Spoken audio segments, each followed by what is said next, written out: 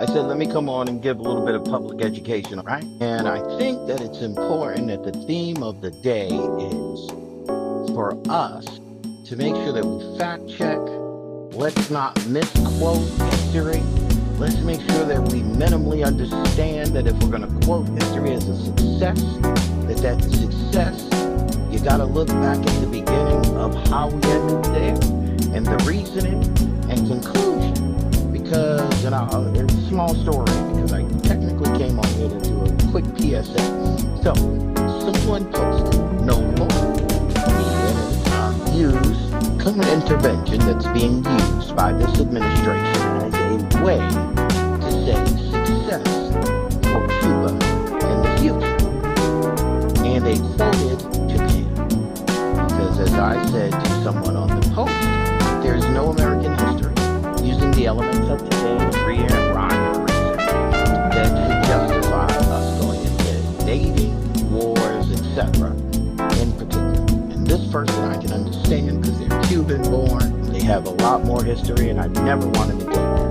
But when you then insert a war justified in some respects of history that then took a turn and had all of the elements of what I call a successful, justified reason of response. And there's conflicts of details in every war, right? Very different than Iraq and Afghanistan. Very, very different. But in terms of other wars, yes, there's rhyme and reason why we should be there or should not. But nonetheless, this person inserted that, and then I saw their response when they quoted Japan, and I didn't feel like going. But I just think that it's important because you got to understand that if we don't operate in facts, why and how can we encourage others to do so? I think that that's extremely important because if we don't, then what's going to happen is we're going to rewrite it and, I'll use the Japan. We talk about the 10 years that it took, right? All the lives that it lost, right? And yes, Japan, under its own decisions, right? But it made the decision to enter, it made the decision to change its kind of reasoning, then it took 10 years, right? But that's different than the invasion being used as history today. So, nonetheless, I just thought I'd have to do a plug on that one because I thought it was important for us to, again, operate in facts, details, and if we're going to quote, cite, let's not use stuff that is what I call convenient, particularly because folks who are in media, and if you're paying attention, you know that there was a run-in from Trump, right?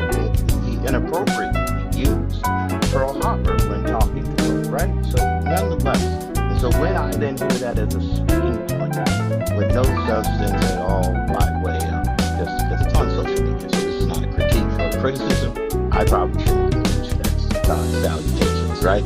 But nonetheless, there is no successful one. I stick by that. I'd love to have this conversation publicly because you could beat up Pearl Harbor, so whether good or bad or indifferent. Nothing like today.